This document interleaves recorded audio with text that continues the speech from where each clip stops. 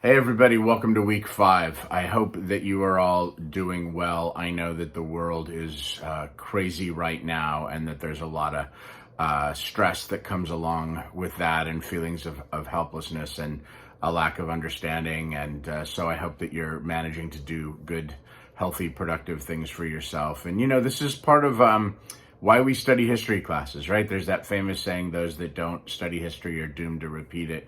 And we're also seeing that, the depravity of man, right? We're seeing how people are, and we study all of history, and so there's nothing new. There's a well-known saying that there's nothing new under the sun.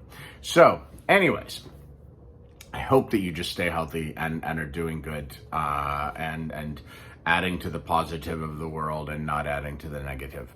So I want to just talk a little bit about the week coming up, and I want to talk about a number of things that you need to be mindful of. So still dealing with some plagiarism issues. I hope that you're reading my comments, everybody. It's important that you do, so that we've got some sort of communication going on. If there are issues that you're dealing with or struggling with, please reach out to me. I've noticed once or twice that people will try to get my attention or do whatever by commenting in a discussion or commenting to an announcement. I don't necessarily get notified if you do that. So if you're trying to get in touch with me, it's really important that you do it by messaging me in Canvas. That is the best way to do it.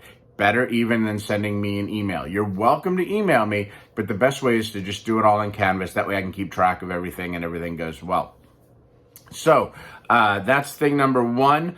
I'm going to talk a little bit here about the material that's coming up, but I do want you to, plagiarism, right? That's still happening. The timeliness of keeping on assignments. So going forward, these assignments, you have to get these done by noon on Thursday for things to unlock.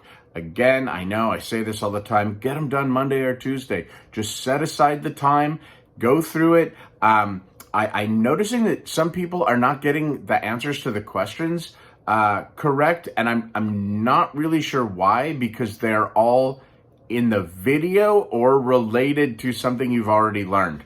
So I don't know if you're just trying to skip around to see if you could just get through these.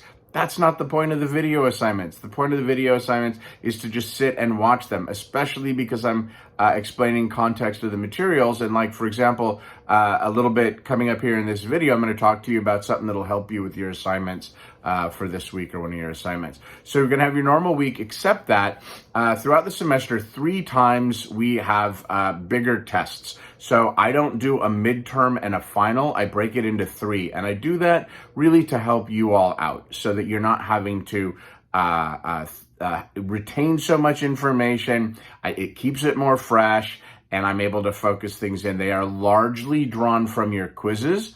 There's 2 parts. There is a larger, like 100 questions, that is largely drawn from your quizzes. And then there is a second part, which is listening examples. So you're going to listen to a piece of music, and then it's going to ask you something about it. I'm not going to ask you the title or the name of the band or anything like that, because it's a Spotify link, and so you'll see those. So it's going to be something else about the music. So I want you to listen to it and then answer it. And if you're going through the materials, then you'll do it. Speaking of which, one more thing, with those playlists, it's becoming evident that not everybody's listening to the music, and you're just viewing this as another class you have to get through. This is a music class. The beauty of it and the point of it is to listen to those playlists. I have the songs from the reading, from the listening guides in the book, but then I add more songs into it to help flesh the whole thing out. So, watch the video on Mondays sometimes, by Monday night. When you sit down and you're going to start working through the material, check out that playlist. Just get it playing, or listen to it throughout the week, or do whatever you got to do. There's a lot of cool music in there. And the idea is to expand your horizons, not to just do what you know.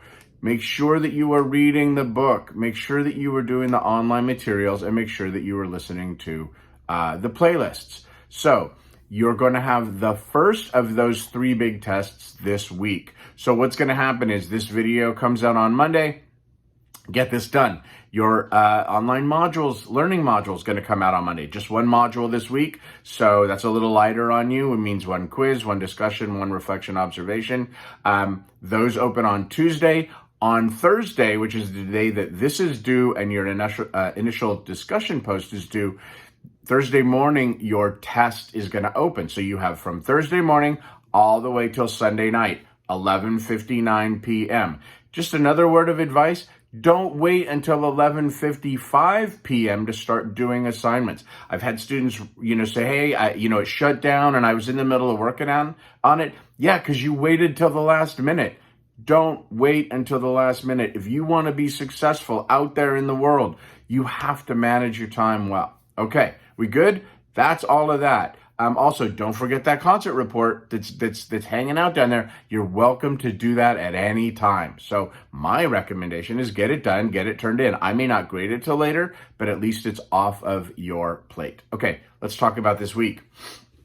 This week, you're going to learn about soul and Motown and what led into that. So basically what's happening in this class, if you think about where we started off, that we talked about folk music and country music, and we're going to get more to folk music in a couple of chapters again. And then we talked about, so music coming from Europe and those influences, and then music coming from Africa and those influences. So you think about, you have these black styles of music and these white styles of music, and then they eventually merge, right, in rhythm and blues and then ultimately in rock and roll. That is where they merge. And so what happens though is that then there's this interesting split. And as we go through the rest of the class, you're going to notice this very distinct change in that there's kind of a black thread and a white thread. It was not imposed by anything other than just the way that it went, right? So people listen to what they listen to what they're comfortable with, they listen to what they are exposed to. And there's things that cross over periodically, they'll cross over. And even with rap, when rap came out, I mean, it took a while before you started seeing white artists, particularly the Beastie Boys were really the first significant white artist that came along and really changed the game. And I think that if it weren't for the Beastie Boys, not only would we not eventually get to Eminem and people like that, we might have not seen the extended success of rap as a genre. But that's for another day. So what you're going to see with these threads is, okay, where does black music go? Where does white music go? And in case you're wondering about and I had this come up, I didn't really think about it, but once a student asked me about well, what about Asian music and what about Latino music and all of that? Those things are well, not really so much Asian music. We don't really get a lot of Asian influences in a significant way, particularly in Asia. There's always been a big fascination with all things American. So they were very, very influenced by American rock and roll. And still to this day, there are American artists that can go over and be hugely successful in certain countries in Asia and be relatively unknown here. As for Latino music, there's a whole interesting history. And on my bookshelf, I didn't really think about it, but if it's anything of interest to you, I've got a bunch of them. I'm not seeing them right now. This happens to be a subject that I am particularly interested in. And so I am so sorry that so there's Barrio Rhythms, Mexican American Mojo. I've got a number of books. Sorry, I had to look at the back of my head there for a while as I was looking to that. But it's something that I'm that's an area of interest of mine is sort of the history of that. But a lot of that, even the influences in the Latino scene early on were drawing from American rock and roll and how they met and combined. And then there's very distinct histories. And it really wasn't in a super significant way until you get to Los Lobos in the 80s that they're bringing in norteño music and other traditional Spanish songs.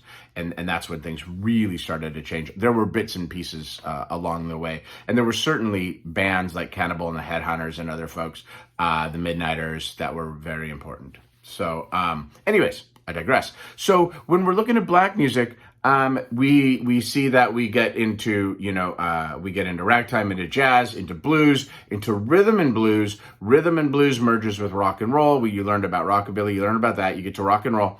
And then they hit rock and roll, and then they kind of split into these different tangents. So you learned about teen idol pop, and then you learned about the twist, and the twist chubby checker. So you have a black artist, and then what happens is that out of rhythm and blues as a genre title really kind of stays all the way through. I mean, arguably there's still rhythm and blues that comes from those roots, but the main ones that we'll see is soul and Motown.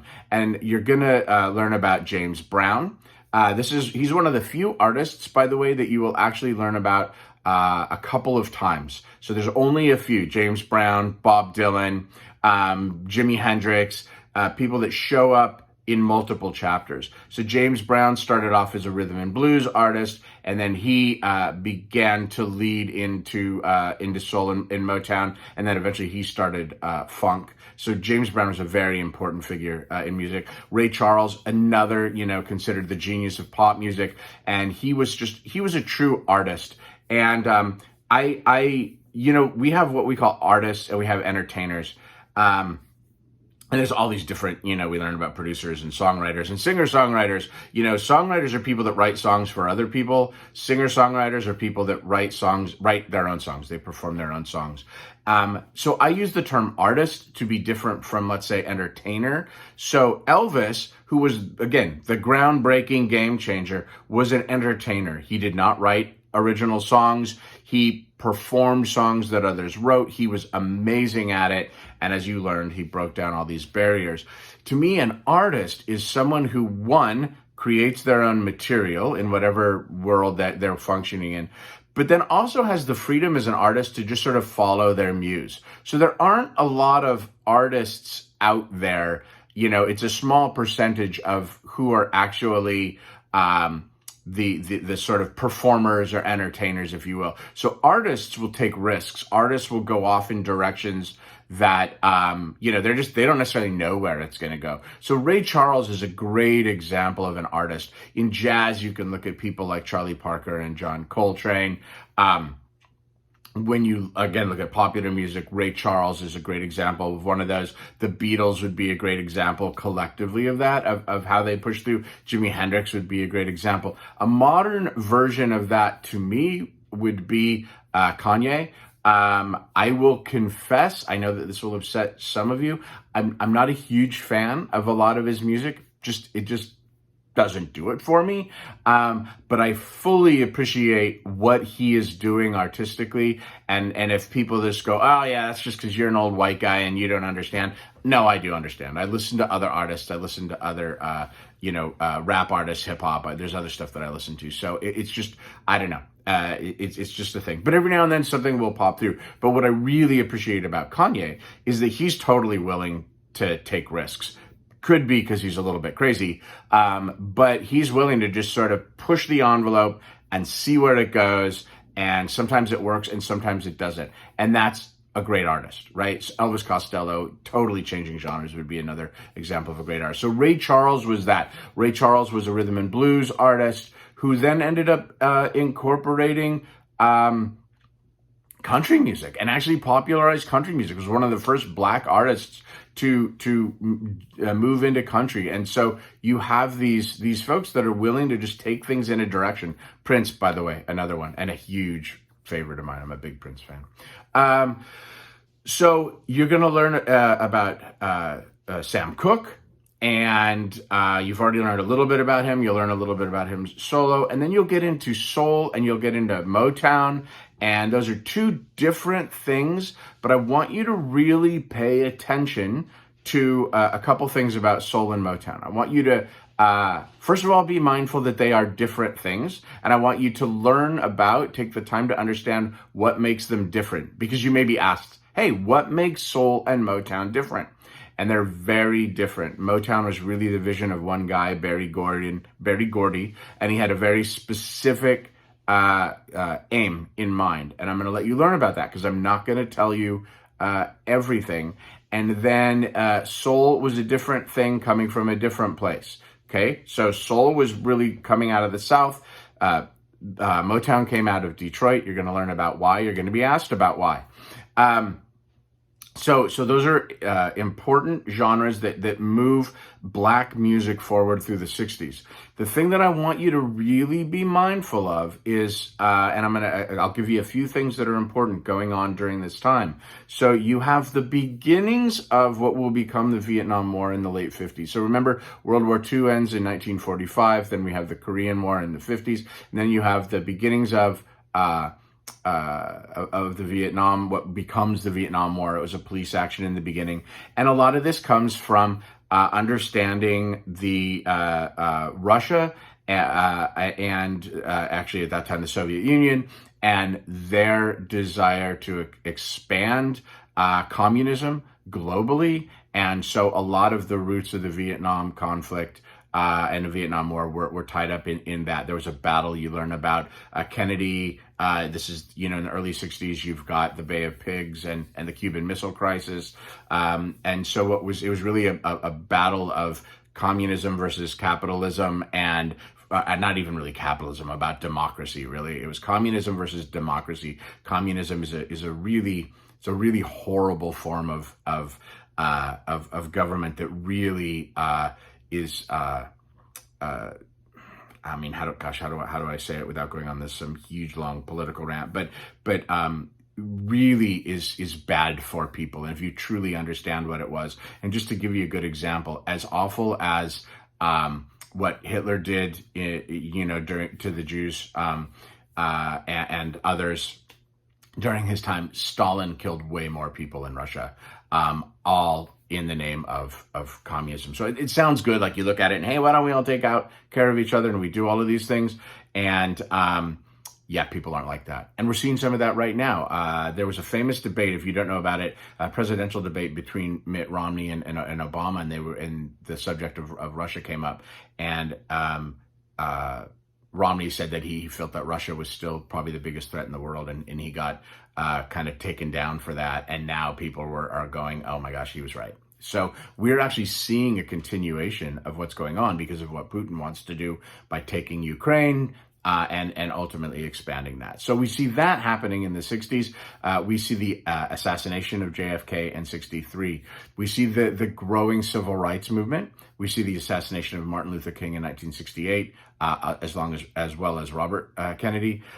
We see, this is the same time that's going to be the beginning of the hippie movement, the birth control pill, all these things that are going to come out during this time. But I want you to be mindful. I want you to think about the music that you're hearing in relation to these important events, particularly the civil rights movement, because you're going to hear music change from the early 60s to the later 60s, and the subject of the songs are going to change. And I want you to think about why that is. You're going to learn about why that is. I ask this question every semester. We talk about it, and it's amazing how many miss it. But it's really obvious. So take the time so that you get that, okay? Spend the time understanding, because the politics of what was happening in the world back in those days is still around today. We're still dealing with Russia. We're still dealing with civil rights issues. So it's important because it's been going on for a while now, okay? That's it. Have a great week. Hang in there. Again, remember the timeline. Your test 1 of the 3 big tests is going to open up on Thursday. So watch those timelines. Don't wait till the last minute. Get all your work done. All right. That's it for me. Have a great week. We'll see you soon.